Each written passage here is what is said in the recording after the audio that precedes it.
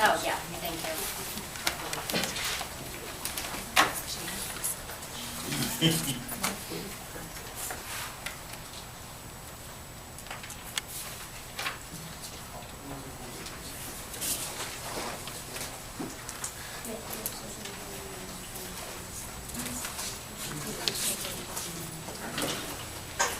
All right, call to order. We're going to call to order the September 2015 Robinson Township Board of Supervisors meeting. Can you all rise for the pledge? Pledge Allegiance to the flag of the United States of America and to the republic for which it stands, one nation, under God, indivisible, with liberty and justice for all.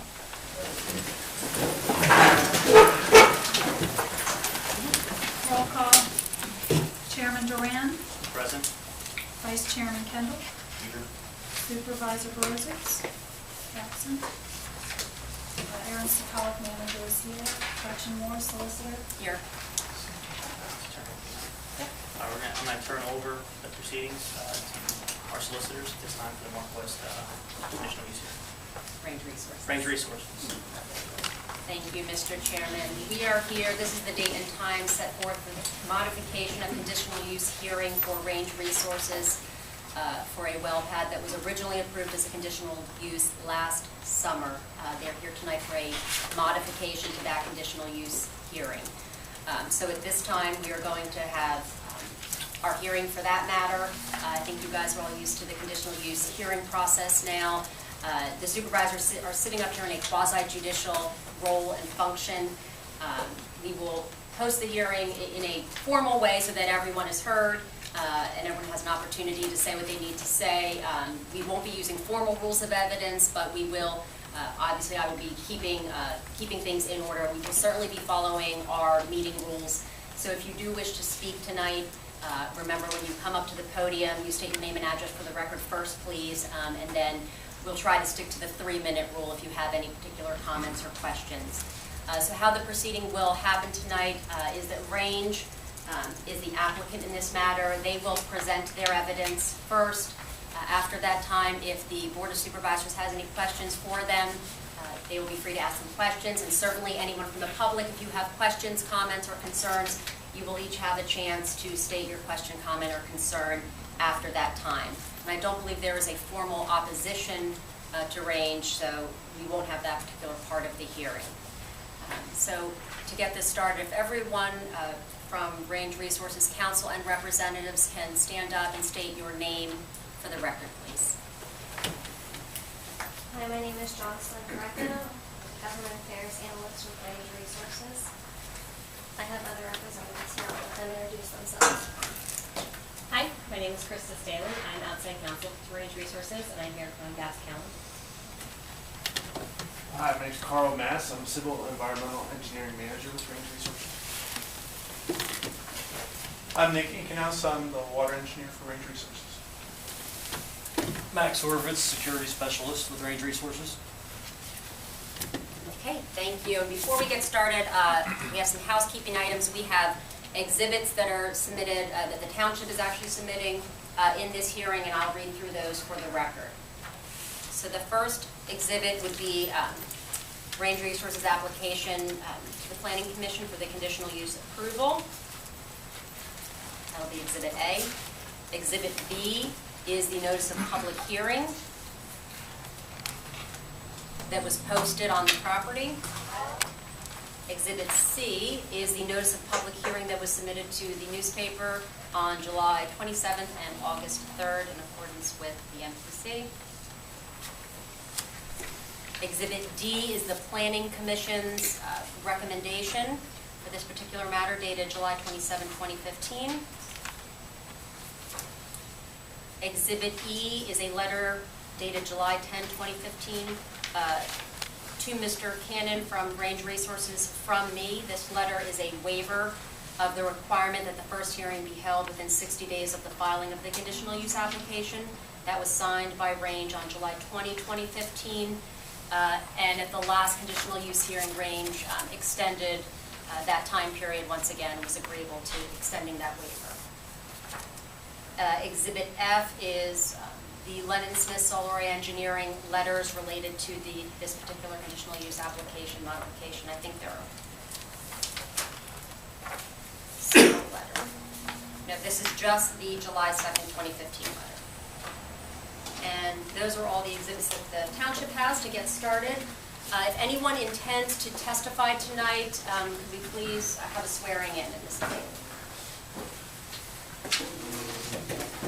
Anyone who thinks they're going to speak or present testimony? Okay. Thank you. Do you swear the testimony you're about to give will be the truth, the whole truth, and nothing but the truth, so help you God? Thank you.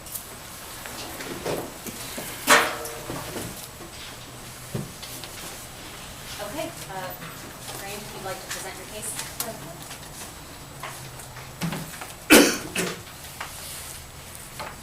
Thank you, Ms. Moore, and I just want to clarify too, I believe you had said earlier this was an application for a well pad. This is an application for a tank pad. We all traditionally think of a well pad where the bulk of our operations occurs, and this is not that. Thank you. So, as I said earlier, my name is Jocelyn Greco. I'm a government affairs analyst with Range Resources. There are a number of other representatives from Range here tonight, each from a different discipline, and I'll let them answer any questions or speak to specific parts of our application. We're here tonight to discuss, like Ms. Moore said, the modified conditional use application for the Imperial Tank Pad, which will be a temporary above-ground water storage site to service operations in and around Robinson Township.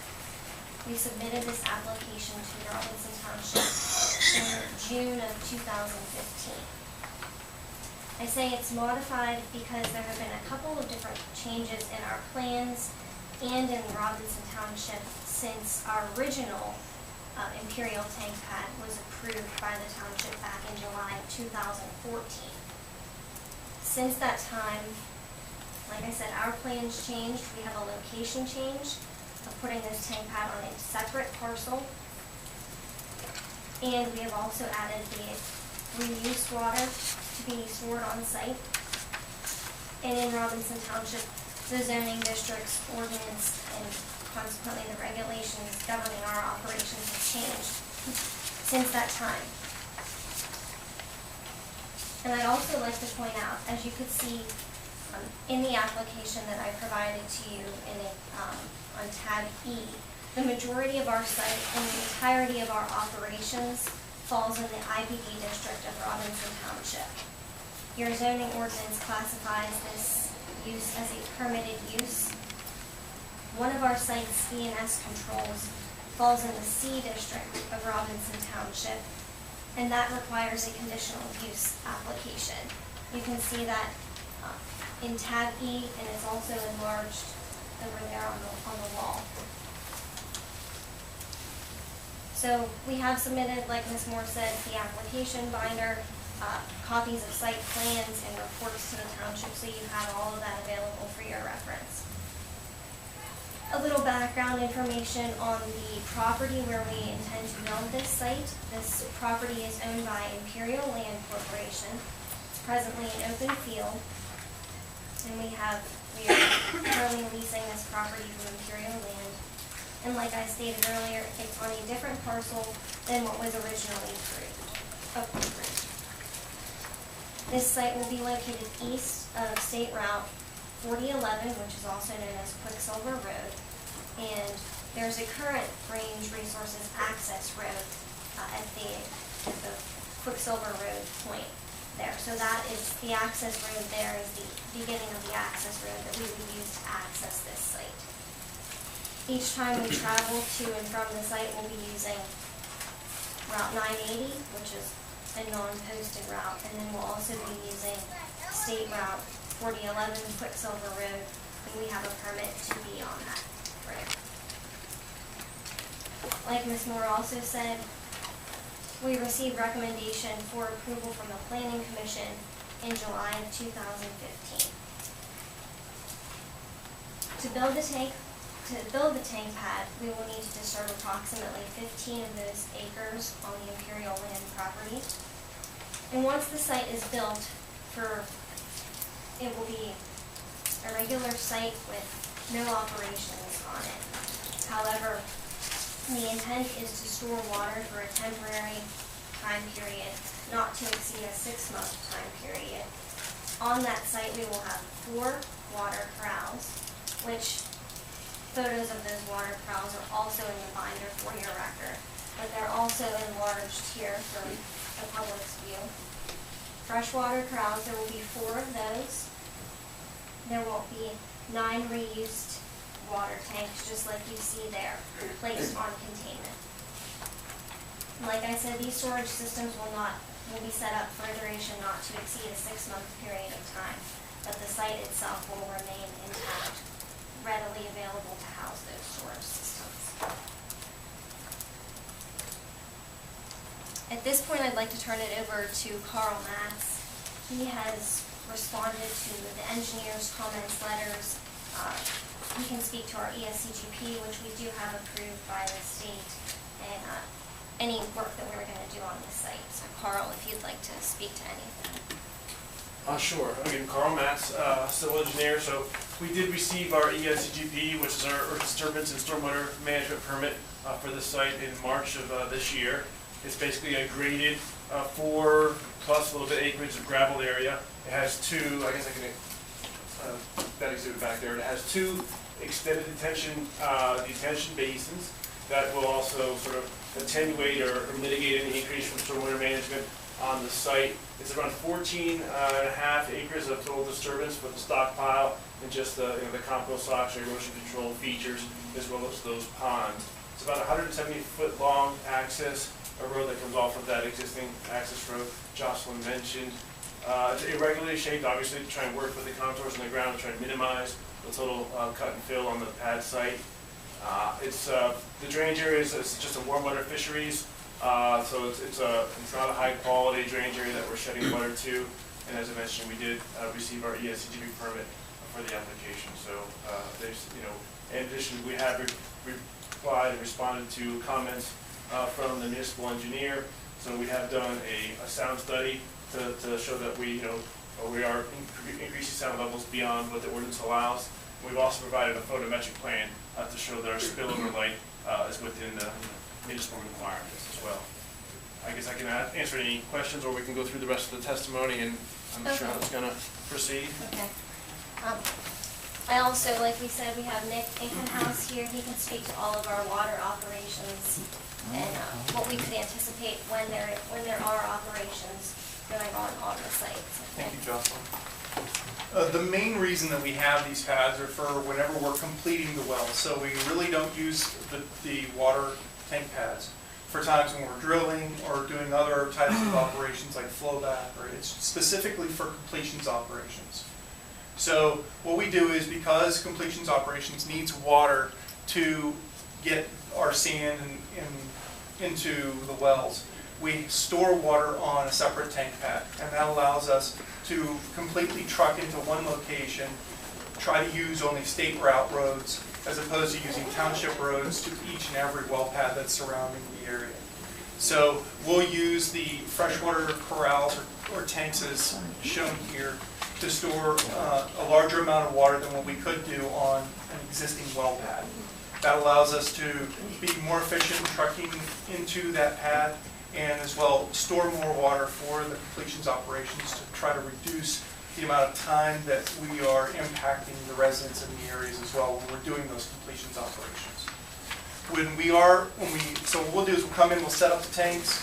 It takes about a day or even less to set up a tank, and we'll fill those tanks with water, with fresh water, and then we will have them running for the duration of our completions operations.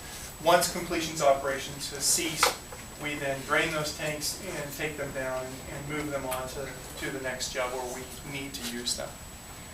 When we are using them, they're 24 hours a day, 7-day operation, as the completions is as well for the well pad that it is. And what we're doing is we'll have high-density polyethylene pipe from this location that'll go over ground to the well site to transfer the water to that location as well. Specifically talking about the reuse water tanks, those are a separate permit from the DEP. It's regulated with the waste division of the DEP. And so that's a standard setup that we have with them. We'll be getting a permit for the location.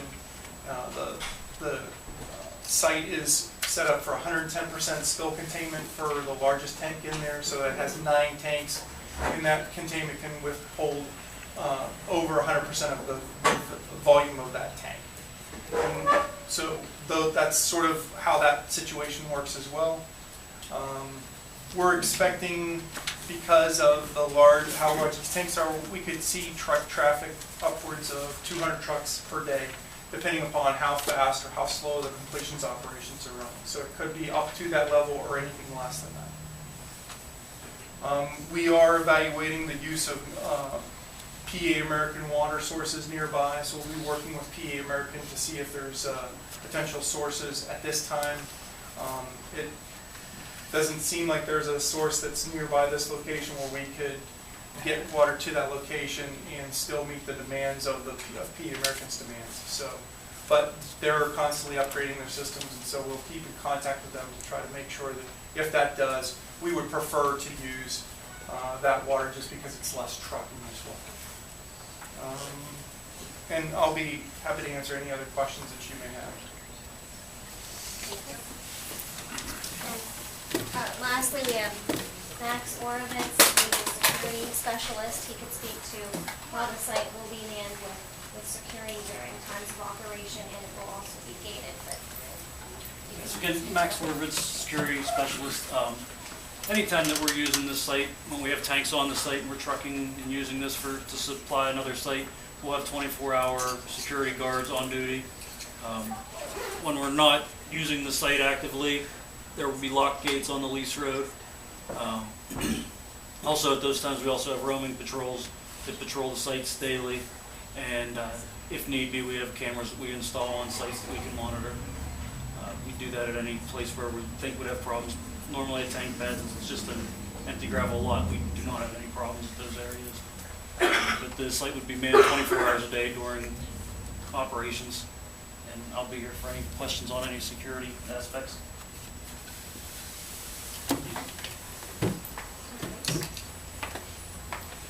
that's basically all that I have from our representative's standpoint. There is one other item that I'd like to point out.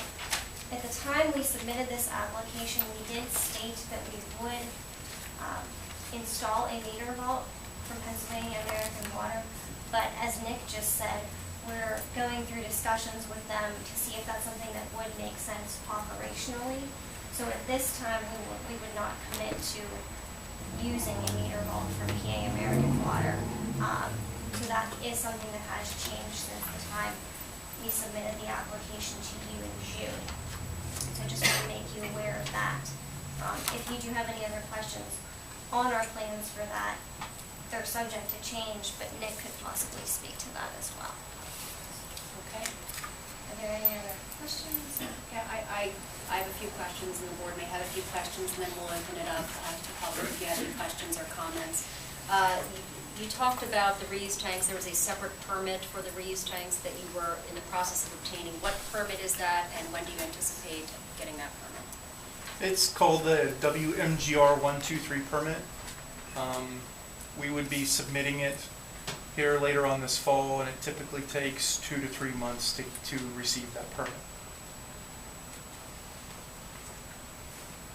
And you wouldn't be utilizing this site, obviously, until you receive that permit, or at least utilizing the reuse tank portion of it? We're not allowed under the DEP to use it unless we have that permit, so that's correct. Okay. And then someone testified about the 24/7 operations when using the tanks. What is the period or duration in which, particular use would be going on?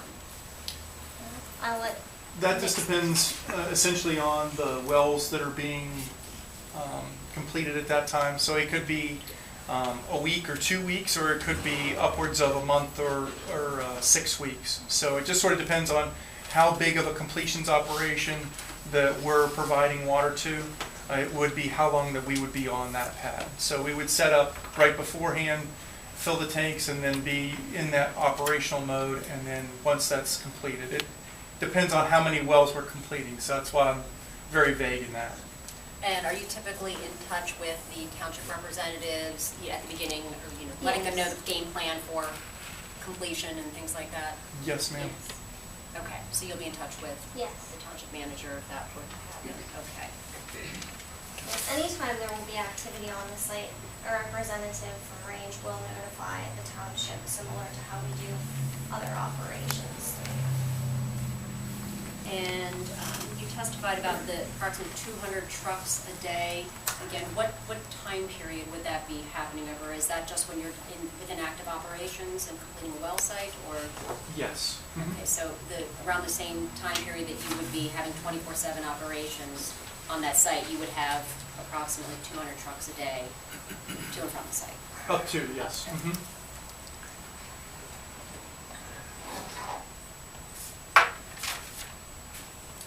And if you just testify again for the record, what roads are you utilizing?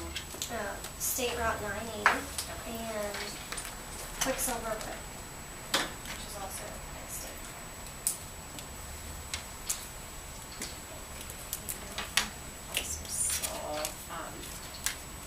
In the planning commission recommendation, and this may be a question for our township engineer as well, there was a reference to a lighting plan, a sound plan, and the construction of an entry gate. Have all of those issues been satisfied? And what have you done with regard to the lighting plan, sound plan, and the construction of the entry gate? I'll let Carl speak to that.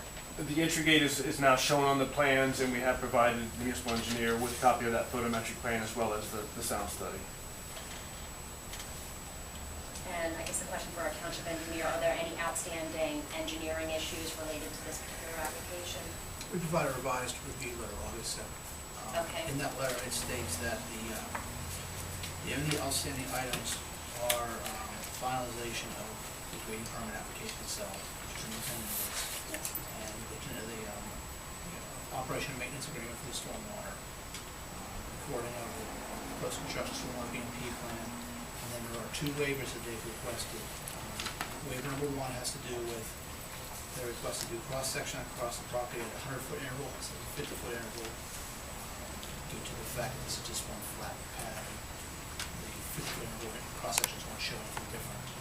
And then the other item had to do with stormwater ponds. The ordinance requires that if you're building a stormwater basin, that you're to provide a geotechnical investigation report to document construction of the fill slopes for the embankment, infiltration rates if required. This proposed facility, it's fully uncut, there's no fill embankments to be evaluated, as well as because of the requirements of DEP, they have an impervious invert of the bottom of the pond. So no infiltration is proposed, so no infiltration testing will be required. For that reason, they've requested a waiver from having participated in a geotechnical report regarding the stormwater pond. And you recommend both of those waivers? Yes. And for the record, let's make that August 7th engineer review letter part of the record as well. We'll call that Township Exhibit G.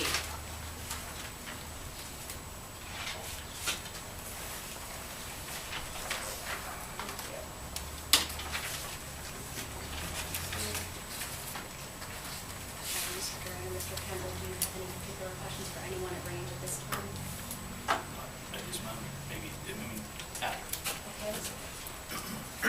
Only question I got is, using Quicksilver 980, can you guys take into account working with the local bus company to avoid the routes during school hours? Yes, that's something that we already do have in place, and we will do that.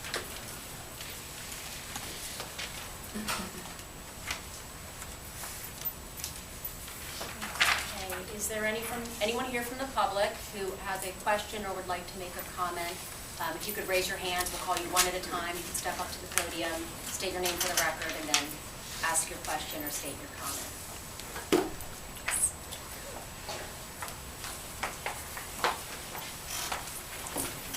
My name is Lisa Graves Marcusi, and I live at 370 Timona Drive, Pittsburgh, PA. I had a couple of questions. There was a former site that was approved last summer, according to testimony, and so this is the conditional use for the revision of that location.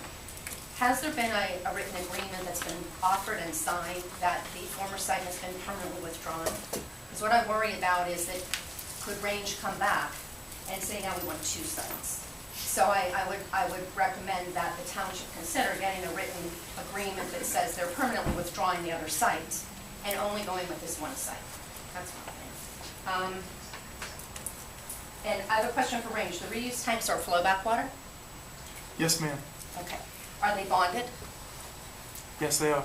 And what amount are they bonded? I don't know what that amount is off the top of my head. Can you provide that to the township, please? And the public?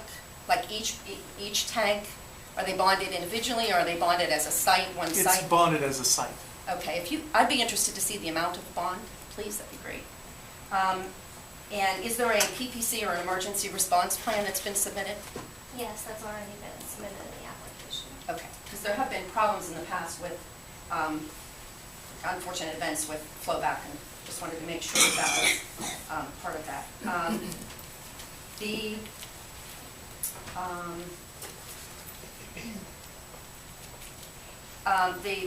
These are fresh water.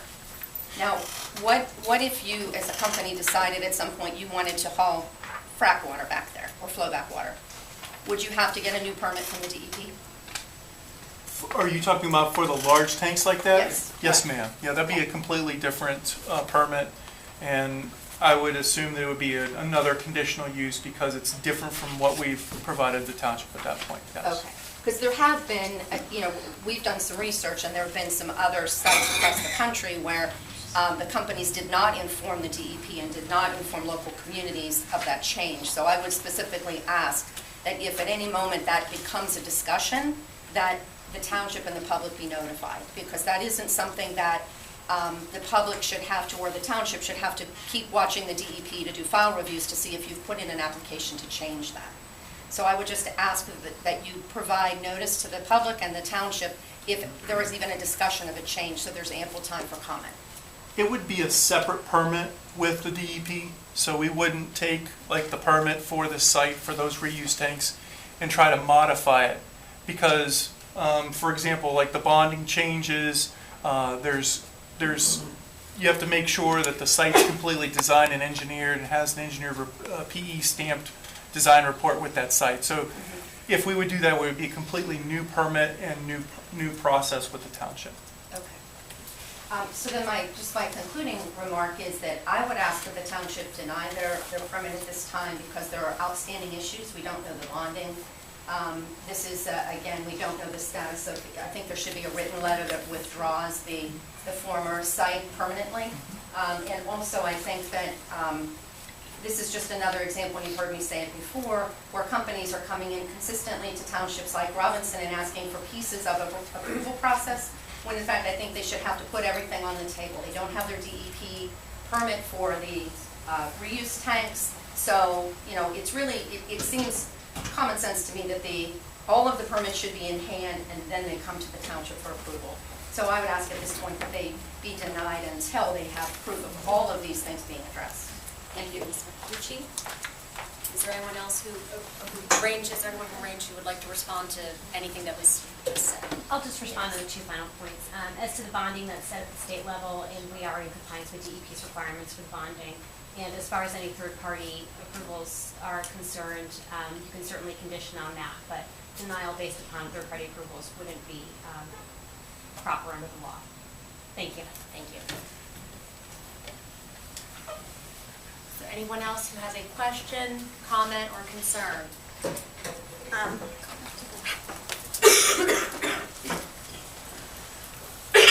Hi, I'm Brenda Vance from 9812 Old Steubenville Pike.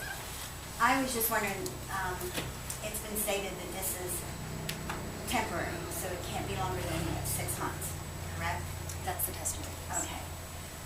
If it is longer than 6 months, I'd recommend that you had some kind of penalty set up ahead of time, so that they knew what they were getting into if they go beyond 6 months. And also, once they take the tank pads down, or not the pad, but the tanks, put a period of how long, a minimum period, before they can actually, come back in again. I just recommend that that be done ahead of time. And one other question I have, I don't know if you would know, maybe, I know somebody in your family would know, that old Cook's garbage dump that was there, how is that going to affect any of these things that are going on in there? Before I was born. Yeah, okay. I thought maybe one of your uncles or... Yeah, well, Ms. Vance, this isn't the exchange to ask the supervisors Oh. particular It's questions. the- They're sitting in a quasi-judicial role in this Okay. particular proceeding, but, if you have a particular comment, certainly make it for the record, and they can Well, consider that. I know that there's an old garbage dump in there, and I'm very curious as to how it affects a lot of the things that you guys want to do. I'm not sure if it comes down that far. I know it's along the road there somewhere. I was young when it was put in, so that's a day or two ago. But, And we're not, we do survey work, all different types of reports prior to even thinking about developing any of these sites. And Carl could probably speak to some of the background research that we do as well. Certainly, we don't go down and dig around prior to, but anything that, this is a fairly moderate grading activity, so we're not gonna be too deep because we're staying with the contours of the ground fairly well. So anything we did encounter, we would certainly haul off and, and take away and dispose of at a landfill if we did encounter any kind of garbage in that location. We don't know of anything at this point. yeah. Pat, do you know where that is there? Cook's landfill that was there? Cooks. That's in back of old Robinson School. But it went up along Quicksilver some too, was my understanding. Uh, No, I don't know that. Okay. Okay, Thank thanks. you, Ms. Vance.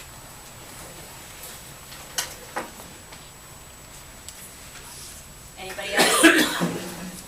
Going once, going twice. Anything else from the supervisors? Questions, comments, concerns? The only comment I would have would be, to my understanding, the reason you requested to move the site is because the turnpike's running through the old ones, right? Correct. That's what I thought brought us to where we are today. Yes. Okay.